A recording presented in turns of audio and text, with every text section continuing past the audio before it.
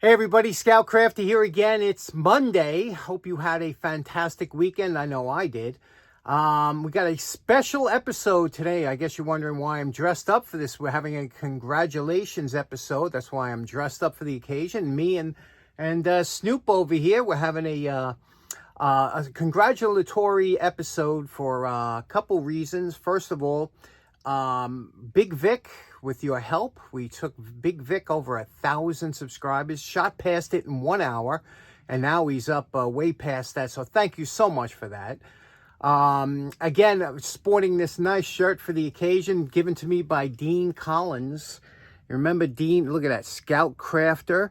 Dean Collins from the Heart of 66 Heart of Route 66 Automobile Museum over in Oklahoma. So Dean's always been a big supporter of the show, and you know his name. Thank you so much for that, Dean. But wanted to talk to you about another special occasion. Is our buddy 357 Magdad, which you all know. I'm sure most of you subscribe to him. If not, you should be. But he just reached 10,000 subscribers. And what's so great about it is, he told me, because I said, "Are you ever going to show yourself on?" He goes, "If I hit 10,000 subscribers," and true to his word, because that's the way he is, he showed himself on camera for the first time. So great to see him on camera. So if you haven't seen 357 Magdad, you're always wondering what he looks like. Here's a link, and I'll have it in the description. Go check him out. He does a little shop tour. Shop is immaculate, which I didn't expect anything different. That's the way he rolls. But again, made me even more embarrassed. I have to get to my shop. I will be doing it. The weather's getting cooler. It's so much nicer to come down to the shop now. This weekend, went over to the Kent, Connecticut. Beautiful town. And it was a Connecticut Antique Machinery Association was having their fall show. Now, I didn't really push it too much because last year was kind of not such a great show. But again, with the COVID and everything, I don't know. But this year was back to good again.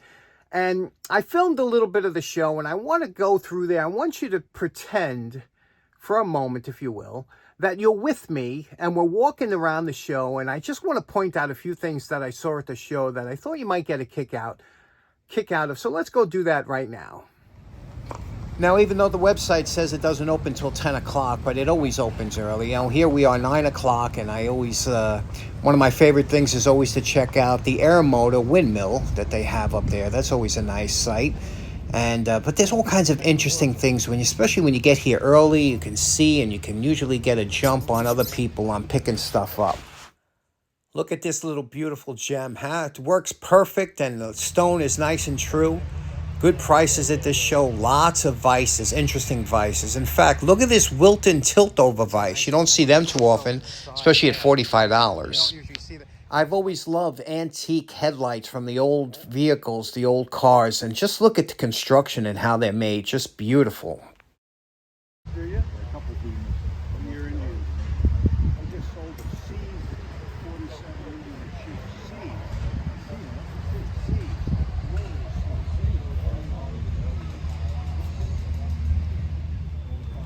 Tons of pipe wrenches here under $5 at the show. Came last night because of the campfire and sat there for a while.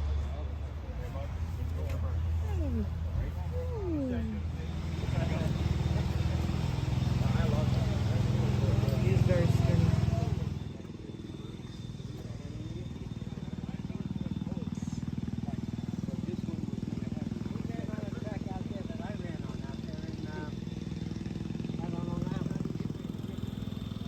$35. $60 for it. Yeah. You don't think so? Where?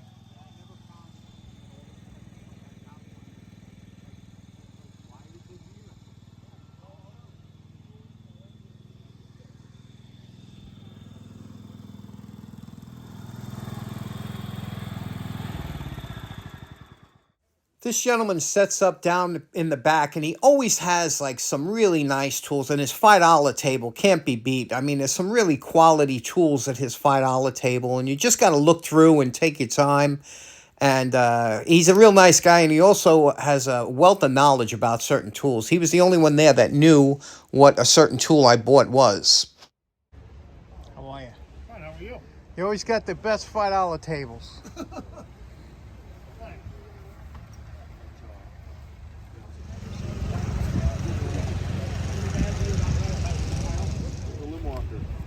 I gotta go see him tomorrow. Swinging trees.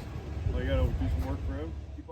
Now, one thing about this show that I think is so interesting is they have such a wide variety of different items that you could pick up, and you know, no matter what it is you're looking for. But one thing I do notice that every few years you get a lot of vices, and this was one of those years. A lot of good quality vices, and you know, you only pick up a vice once in a lifetime. It should last you a lifetime, so.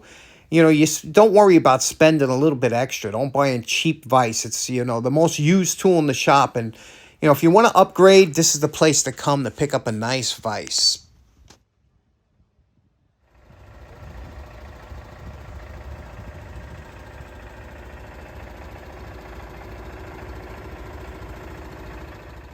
Now, this is Brian's area. Brian is one of our community, nicest guy you'll ever meet. He's going to be at Zagre. Always look him up and tell him that you're one of us.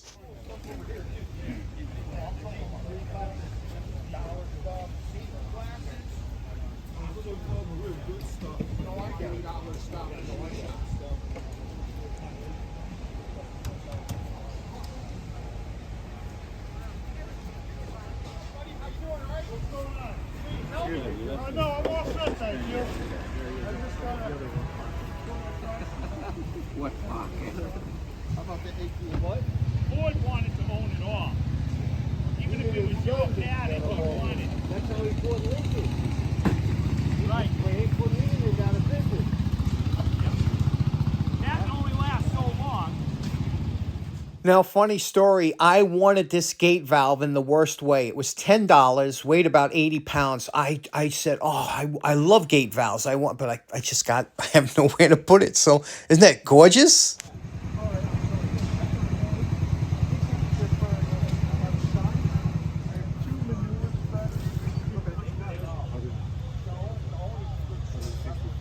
The guy down there.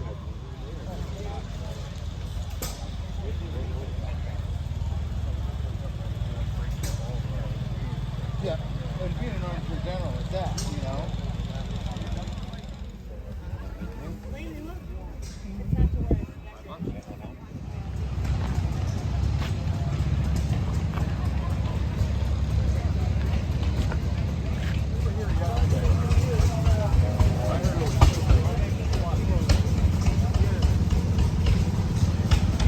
I thought this was pretty interesting. This is a 3/4 scale replica that this guy built of a 1915 Mack Bulldog that had hard rubber tires and chain drive.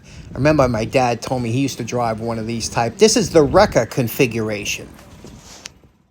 Now look at these two beauties of a vice, huh? You got a Wilton Bullet and you got, I think, a Parker High Rise. How nice are they, huh?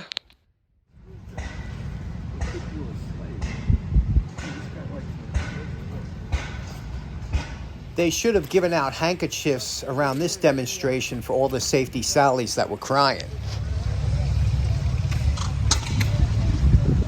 Okay, so that was a fantastic show. You know, we had a great time. The weather was great. Everything was good.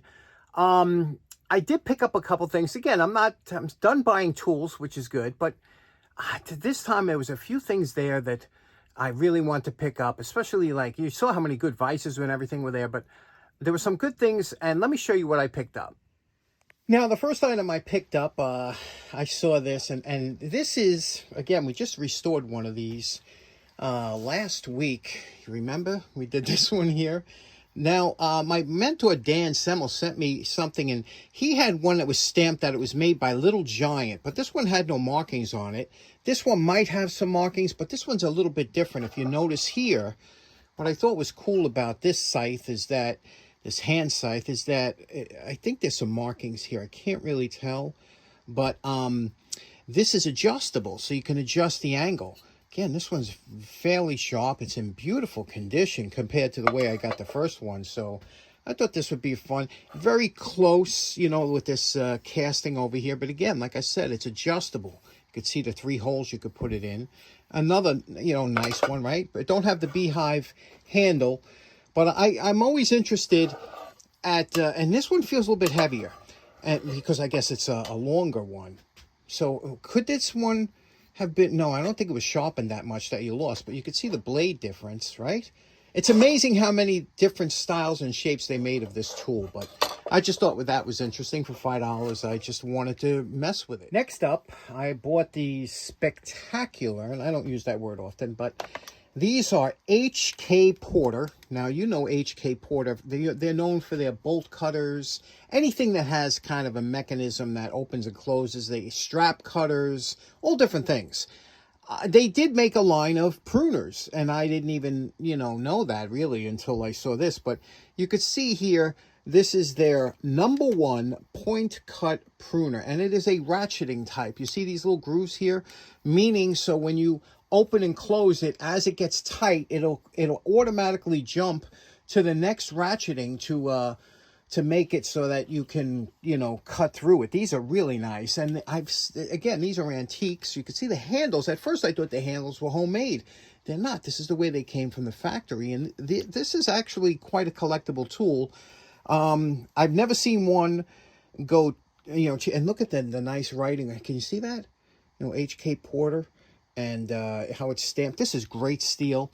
Anyway, I paid $12, which is kind of a lot of money for a pair of used loppers, but these are collectibles. And I just, there are certain tools that, again, I don't call it patina, but there are certain tools that I don't mind when it gets to this, and it's usually I told you, my farm or outdoor tools.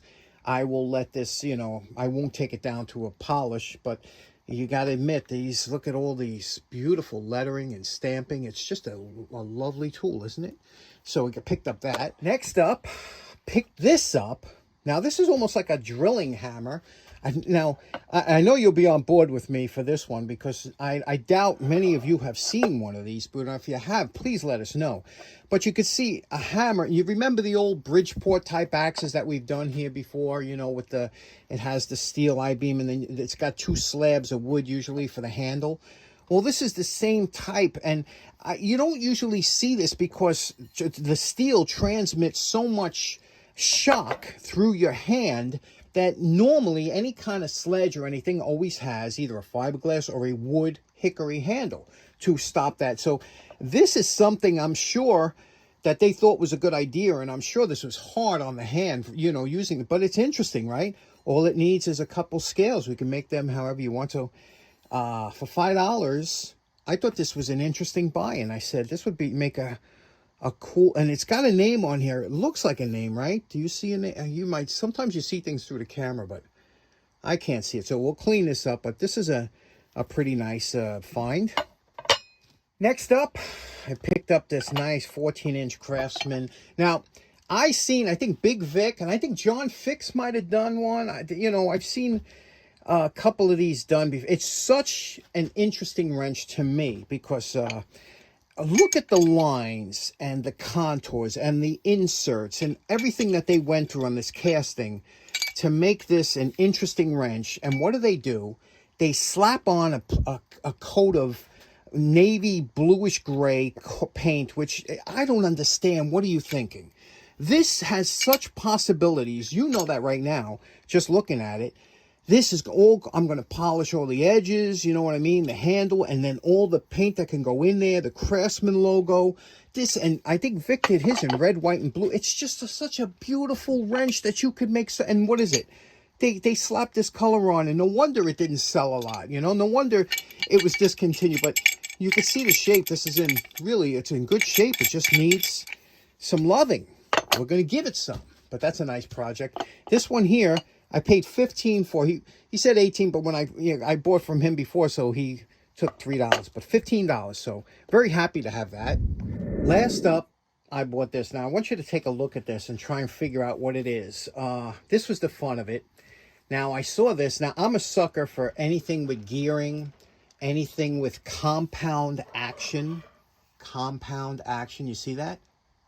See how that works? Compound action. Just cast iron. I'm a sucker for things that are patented early on. May 22nd, 1900. Look at this, right? You see how this works? You see, and now nobody knew what it was for. Okay, so everybody, we're all standing around there looking at this thing. And you could see it's obviously some kind of cutter. Excuse the camera movement. Some kind of cutter that you can see you push down here, this two little plate, and this moves over. You know, you can adjust it wherever you want. And then when it locks in, you would put something in here. The cutter, now it's got two areas, and then this would come down and slice it. So you say, what is that for? But look, it's made heavy duty. You see, I love this little part here. You see how this goes in when you close it? How it goes into that like little pocket so it can't. That's just beautiful, right?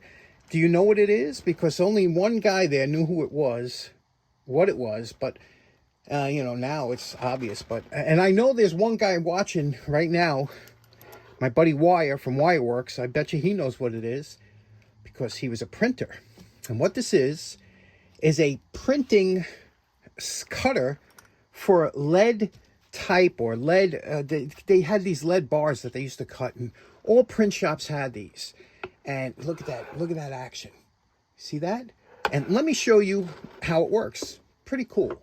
Okay, everything is absolutely beautifully smooth now. This thing probably had many hours of operation. Let me show you how it cuts. Now, like I said, to get the length of whatever you wanted to cut, if you wanted to do repetitive cuts, you would push down this little area here, and it locks into different lengths.